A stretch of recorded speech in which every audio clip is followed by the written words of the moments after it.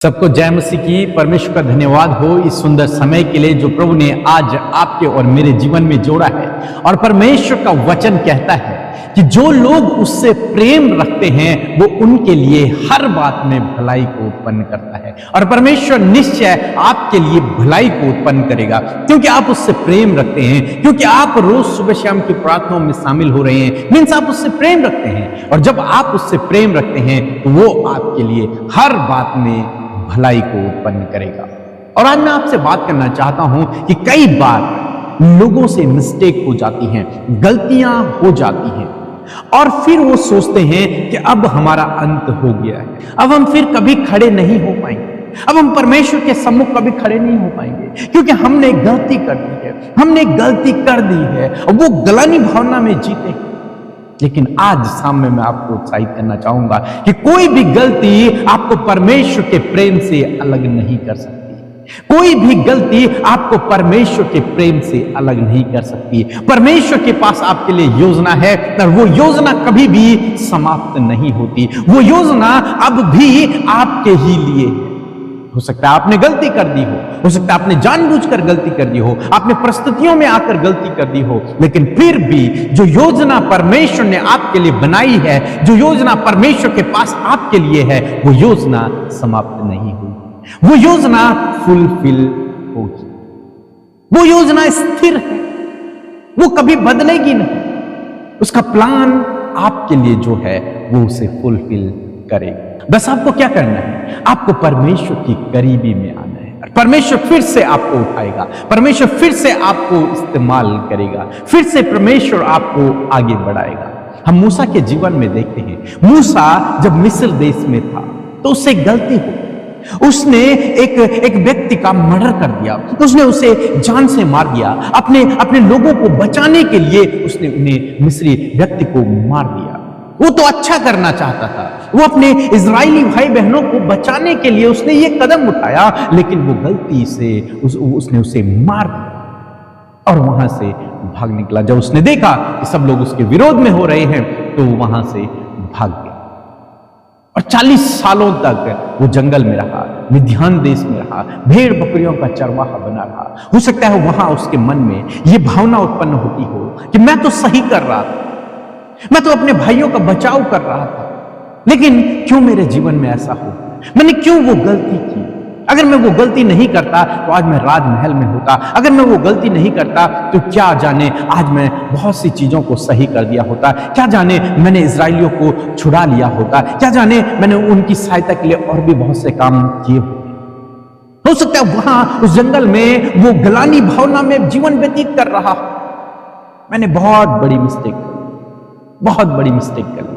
हो सकता है आज आप भी इसी प्रकार से सोचते हैं कि मैंने बहुत बड़ी मिस्टेक कर ली है। यस, आपने हो सकता है कर ली हो मिस्टेक, मूसा की तरह आपने गलती कर दी हो, लेकिन ये गलती आपका अंत नहीं, ये गलती आपका अंत नहीं।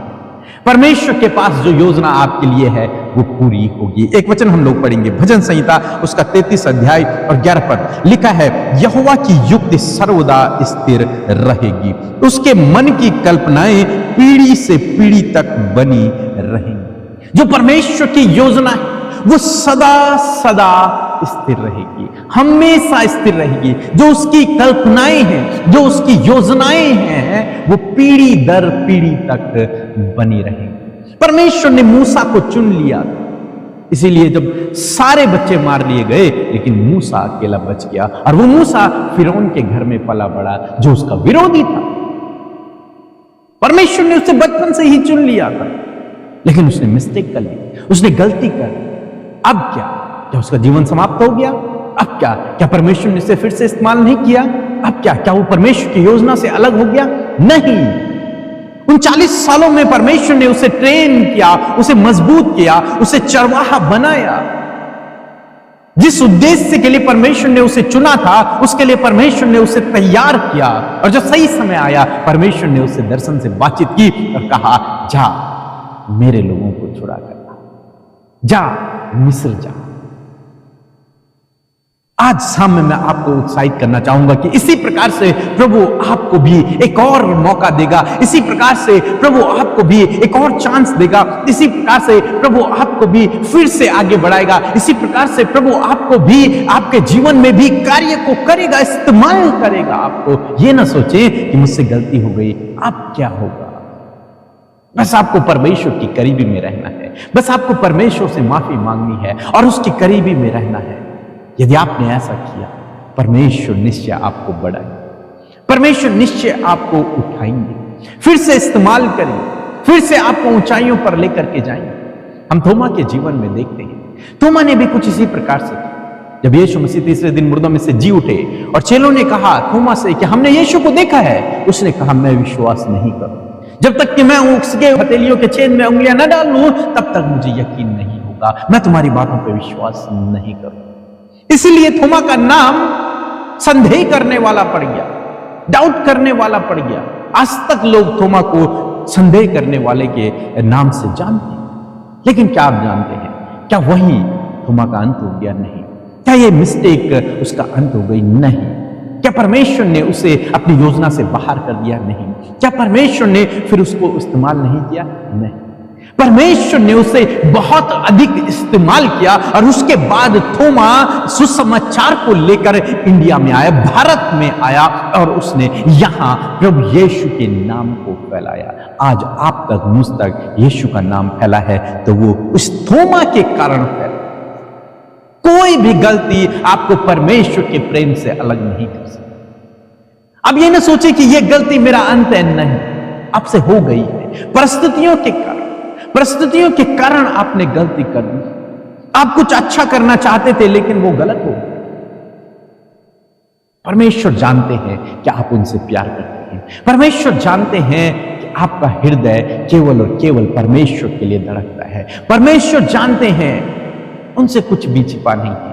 लोगों की दृष्टि में हो सकता है आप संदेह करने वाले हो गए, लोगों की दृष्टि में हो सकता है मूसा की तरह आप मर्डरर हो गए, लोगों की दृष्टि में हो सकता है आप बहुत बड़े गुनहगार हो गए, लेकिन परमेश्वर जानता है कि आप उससे प्रेम रखते हैं। परमेश्वर जानता है कि ये गलती आपने परिस्थितियों में आकर कर दी है। परमेश्वर जानते हैं, परमेश्वर से कुछ भी छिपा नहीं है। यदि आप अपने आप को उसके सामने खोल देंगे, वो आपको क्षमा कर देगा, वो आपके गुनाहों को मिटा देगा।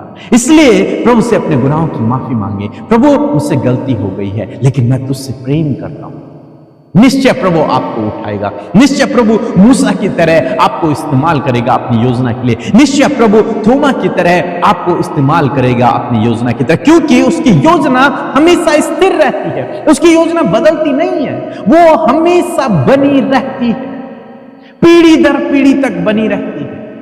इसलिए आज शाम में मैं आपको उत्साहित करूंगा, प्रभु पर भरोसा रखें। चाहे आपने कोई भी गलती क्यों ना कर दी हो, चाहे आपके जीवन में कुछ भी क्यों ना हो रहा हो, उस गलती के कारण सब कुछ गड़बड़ क्यों ना हो गया हो, लेकिन यदि आप प्रभु से प्रेम रखते हैं तो उस सब से वो आपके लिए भलाई को उत्पन्न कर देगा, उस सब से वो आपके लिए भलाई को उत्पन्न कर देगा। हो सकता है आपने गलती की जिस कारण से आपके रिश्ते बिगड़ गए, हो सकता है आपने गलती की जिस कारण से आपका परिवार टूट गया, हो सकता है आपने गलती की जिस कारण से आपका आत्मिक रिलेशन टूट गया परमेश्वर से, लेकिन आज आपके पास मौका है, प्रभु के पास फिर से आए, उससे माफी मांगे, फिर से प्रभु आपको उठाएगा, फिर से प्रभु आपके परिवार को बनाएगा, फिर से प्रभु आपको इस्तेमाल करेगा, क्योंकि ये आपका अंत नहीं है।